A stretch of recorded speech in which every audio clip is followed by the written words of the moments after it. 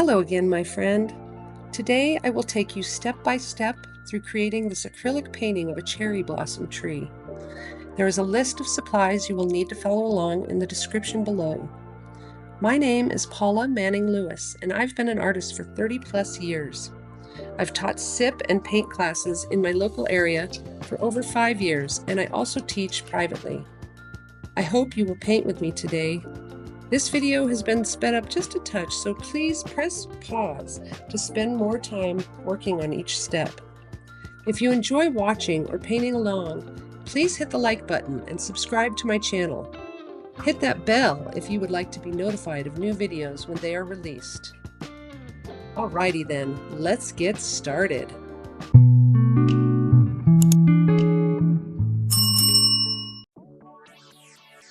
So today we're starting with white. This is a very simple palette, 3 colors, white, red, and Payne's gray. You can use any color you want, really. Any combination will work. It's totally up to you. So after I put the white in, I'm using the red around the white and kind of overlapping the white so they'll blend together better. I'm just going to bring the red out for a few inches. You can bring it out just a little bit, or you can bring it out much further if you want a brighter sky rather than the darker sky that I'm doing here. So just keep going over it. If you put a little bit of water on your brush with the paint, it'll spread easier. So try not to use really thick paint here. Kind of water it down a little bit. I just use water with my acrylics. You can use medium as well, but I find that water works just fine, especially when you're just learning to paint or painting for practice. It's really not important. So after I do the red, I'm going to do the same with the Payne's gray. I'm going to bring it up to the edge of the red, and I'm going to blend it in to that edge here in a minute.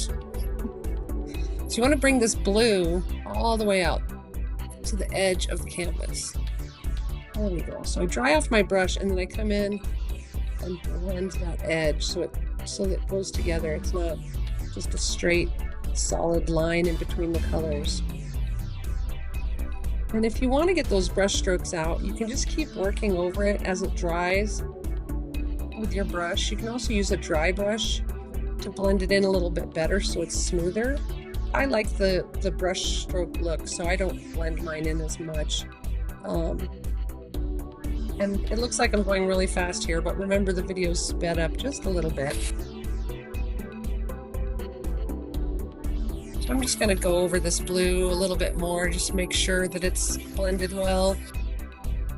I'm also lightening it a little bit. I put a little bit more water in to blend out some of those dark areas. This is the background, so it doesn't have to be perfect. So next I'm putting in the land, and I'm using that Payne's gray again. I'm using it a little bit darker this time. And this is just the piece of land that our tree is going to sit on. It's going to ground our tree. I'm putting a little bit of a hill in the middle for my tree.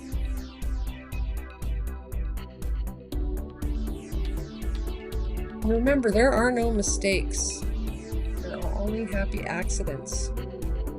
So now I'm starting into the tree. And I'm just going to do the one side first, and then I'm going to go to the other side.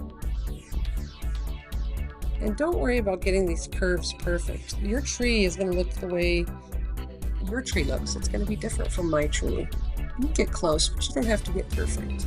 There's no such thing as perfect anyway. So I bring the branches off the edge of the tree, just the big ones so far. And I'd like to have them kind of curving around. I like curving branches, but I also, here in a little bit, will put in some wavy spots on my trunk.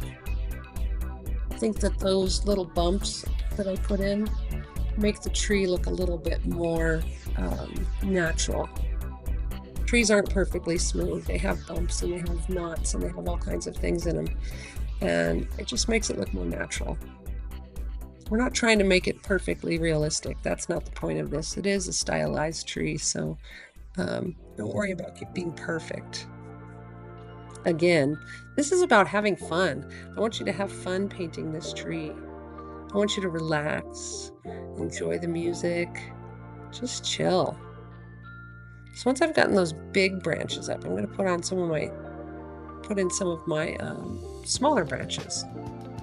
Trees are cool because they're fractals, which means that they're a repeating pattern that keeps going and going and going. So the trees start out very wide, and as they go out, they narrow. And then the tree branches that come off of those bigger branches are even more narrow. And so this is why I start with the brush at the branch that it's coming off of, and I pull my brush out from there, and as I go, I turn the brush a little bit and even wiggle it to give me those little bends and bumps on my branches. So here I'm painting in some roots. Helps ground the tree even more. They're just a little bit of a suggestion of roots. Remember, this is a stylized tree. This isn't a perfect, realistic version of a tree. If it was, then we wouldn't have a red and gray sky for one. This is what we like to call a decorator piece in the art world. You can hang this in your living room, and your friends will think, wow, you're such a great artist, look at you. And even if they don't, even if you hate your painting and you don't want to hang it up on the wall, that's okay too. We don't have to show our work to the world. We can just paint it and enjoy it, and even paint over it someday if you decide, I really want to paint something else. I don't like that painting anymore. I do that all the time. Kind of helps when you don't want to spend more money on art supplies. Supplies aren't cheap. Which reminds me, for these paintings that I do for my sip and paint classes, I use student grade supplies. I don't use professional supplies for these. You can if you want, but I just use basic, I believe it's Creative Expressions acrylics. I think you can get them, I'm trying to remember where I got them.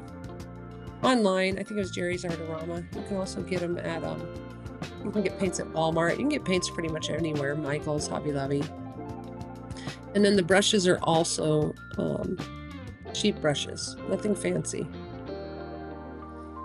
I used 3 sizes. I used the big brush for when I did the background, and then I used a medium-sized round brush for doing the bigger branches in the tree. And now I'm using I believe it's a size 1 round brush to do all the small little branches. And as you can see, like I told you, when I come off the branch with that smaller branch, I wiggle it a little bit. It gives it more interest than just going straight off of each branch. I mean, have you ever seen a tree that's just perfectly straight? The branches are perfectly straight.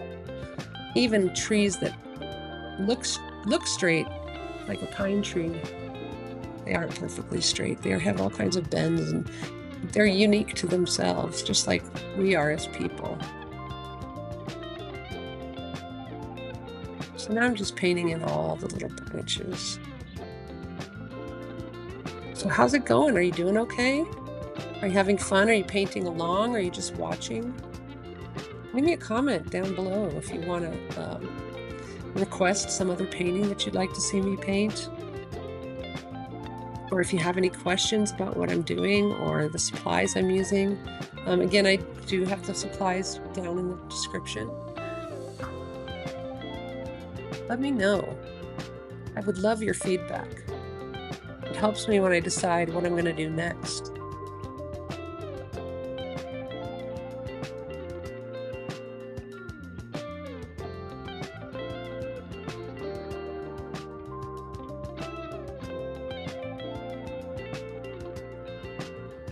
You can put as many or as few branches as you want. If you'd like to make the branches longer, more curved, this is your painting. Do it the way you want to do it.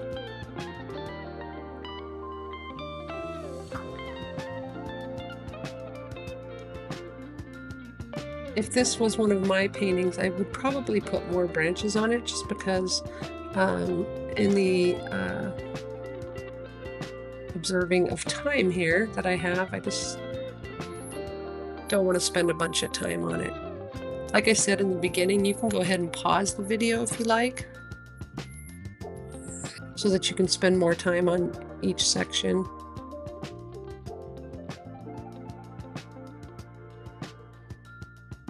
So next I'm just darkening up the tree, filling it in so it's not so transparent, covering up those background colors. And you can either use the big brush or the medium brush for this. I used the big brush for the big spot, but I'm going to use the smaller, or the medium brush now.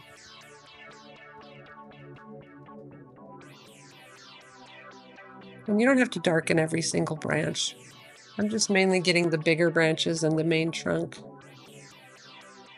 Again, you can spend more time on this if you like. Just don't spend too much time, because there's a point somewhere in there where you've gone too far and it just doesn't work anymore.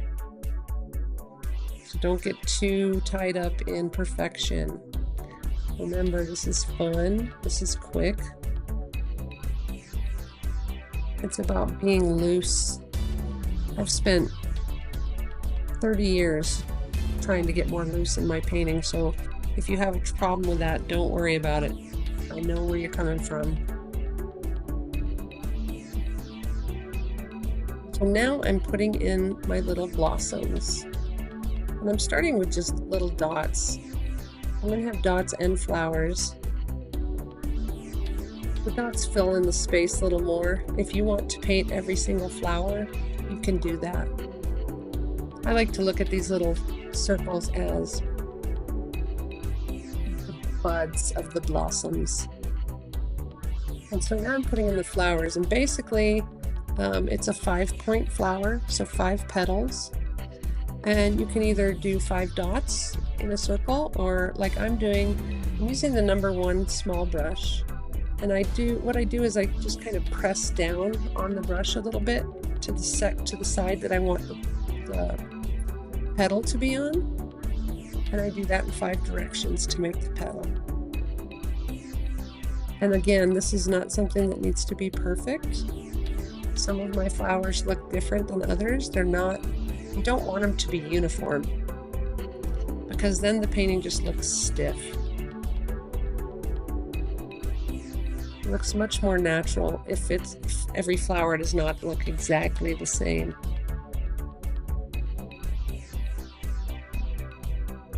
This is probably the most tedious part of the whole painting, but for me, I love it because it's kind of a good place to get into a zone of just painting and not thinking about things. That said, I'm going to let you paint right now and stop talking.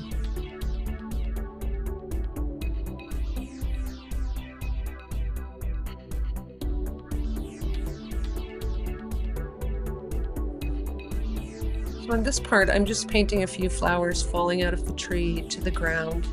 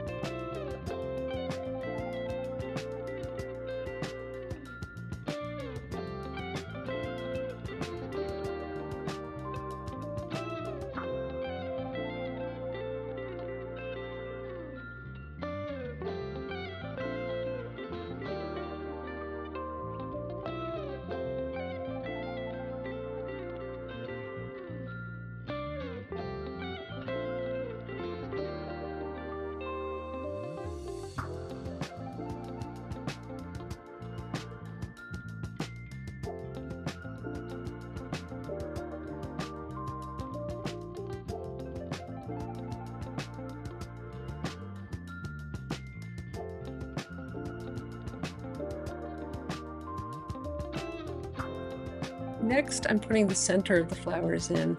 I just mixed a little red with the white to make some pink.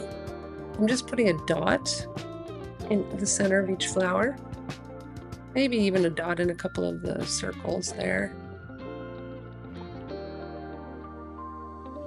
Gives our flowers a little pop of color, helps them stand out a little bit better. Ties the flowers into the background of the pink in the sky.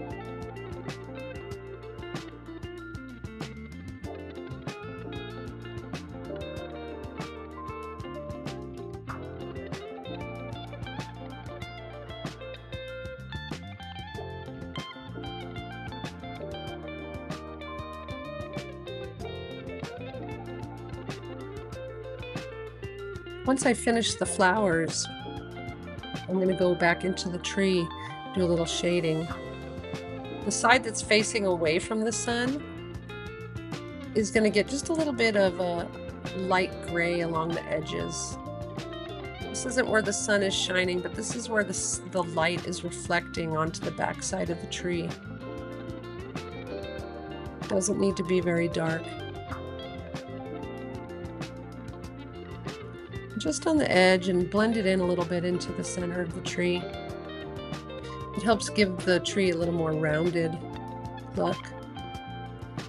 And then on the side that is the side of the branches that's closest to the sun, where the sun is shining, we're going to use white just to blend in. I think I might have even mixed a little bit of the gray in there just to lighten it up a little, or darken it up a little bit. Doesn't need to be stark white.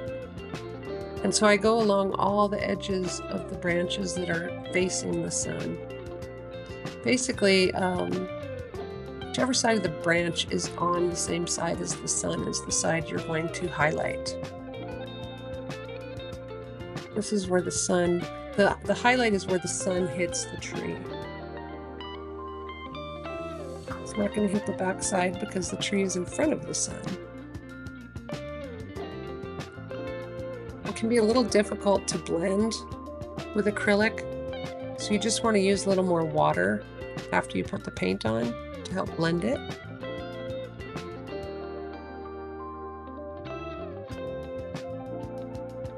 And again, you can spend more time on this than what I'm spending. Just going quickly through it to show you how it's done.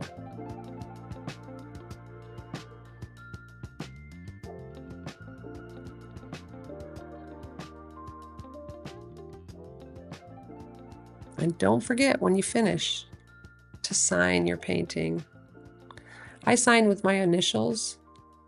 You can sign your name, you can sign your last name, you can sign your initials, you can sign whatever you want. Just sign it, claim that painting. You did it. It's all yours. Thanks for joining me. Don't forget to subscribe.